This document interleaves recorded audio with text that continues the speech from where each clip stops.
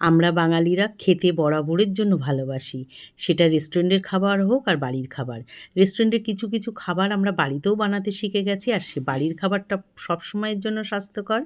নমস্কার, আশা করি সবাই ভালো আছো, সুস্থ আছো। আমি আজকে একটা বড় ভিডিও নিয়ে চলে এসেছি। কী রান্না করছি সেটাই তো দেখতে হবে। তার জন্য কী করতে হবে? তোমাদেরকে আমার ভিডিওটা প্রথম থেকে শেষ অবধি দেখতে হবে। ভালো লাগলে অবশ্যই লাইক, কমেন্ট, শেয়ার করবে।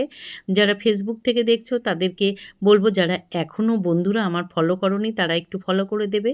যারা ইউটিউব থেকে দেখছো সেই সব বন্ধুদের বলব সাবস্ক্রাইব করে আমাকে একটু পাশে রাখবে, আমাকে এগিয়ে যেতে সাহায্য করবে। দেখতেই পাচ্ছ আমার আজকে উপকরণগুলো দেখে তোমরা বুঝতেই পারছো কী রান্না করব। হ্যাঁ, আজকে করব বিরিয়ানি।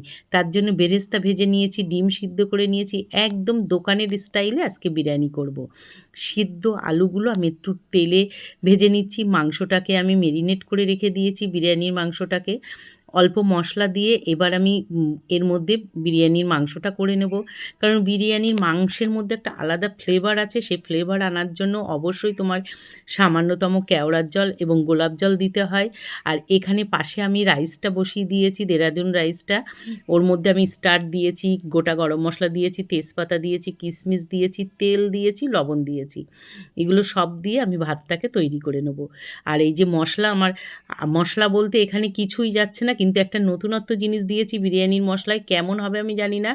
এর মধ্যে আমি দিয়েছি কস্তুরি মেথি দিয়ে আমি একটু মেরিনেট করে রেখেছি। টক দই, বিরিয়ানি মশলা, আদা, রসুন, পেঁয়াজ, জাস্ট যা সবাই দাও সেই জিনিসগুলো দিয়েই মাংসটাকে করেছি। শুধু কস্তুরি মেথি দিয়েছি ওর মধ্যে, আর দিয়েছি একটু কেওড়ার জল, একটু গোলাপ জল।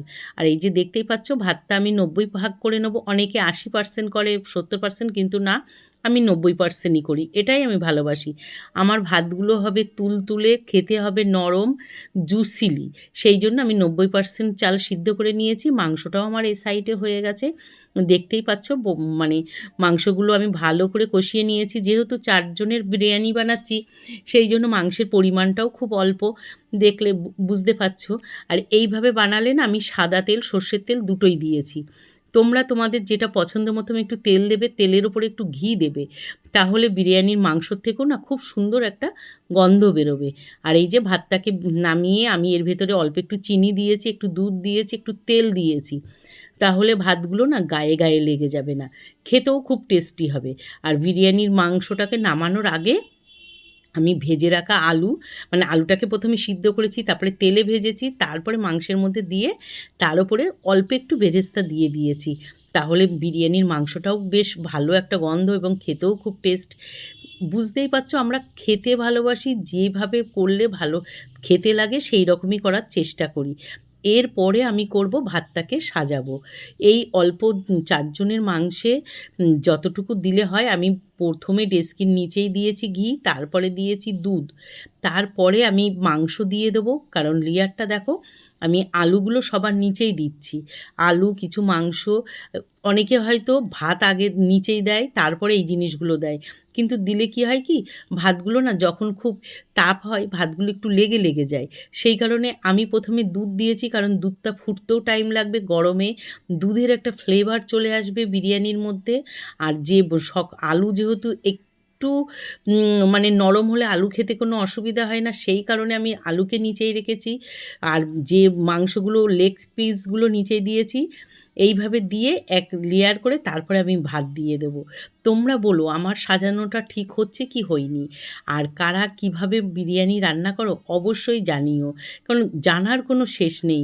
আর আমারটা যদি তোমার ভালো লাগে সেটাও কমেন্ট করে জানিও। এইভাবে আমি লেয়ারের ওপর লেয়ার দিয়ে বিরিয়ানিটাকে সাজিয়ে নেবো সুন্দর করে। দেখতেই পাচ্ছ কি দারুণ লাগছে না?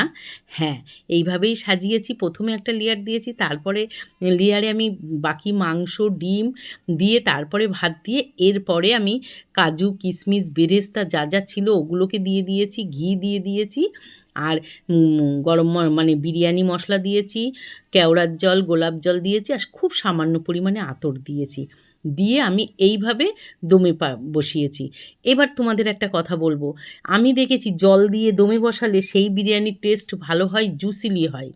কিন্তু তাবার ওপরে যদি আমি ডাইরেক্ট বিরিয়ানিটা বসাই, আমার মনে হয় যেন একটু বিরিয়ানিটার মধ্যে একটু মানে রস কম, কম মনে হয়। এটা আমার মনে হয়। তোমরা কিভাবে বিরিয়ানিকে দমে দিতে পছন্দ করো অবশ্যই জানিও। আর দেখো বিরিয়ানিটা কি দারুণ লাগছে না? খেতেও দারুণ হয়েছিল। মানে এত ভালো হয়েছে, দোকানের বিরিয়ানি মুখে দেবে না। আমার আমার ছেলেরা এমনিই মুখে দিতে চায় না। আর এইরকম বিরিয়ানি খেয়ে ওরা তো বলে, "মা আমাদের দোকানের বিরিয়ানি ভালোই লাগে না।" তোমরাও কি তাই? বাড়িতে বিরিয়ানি করে খেতে ভালোবাসো?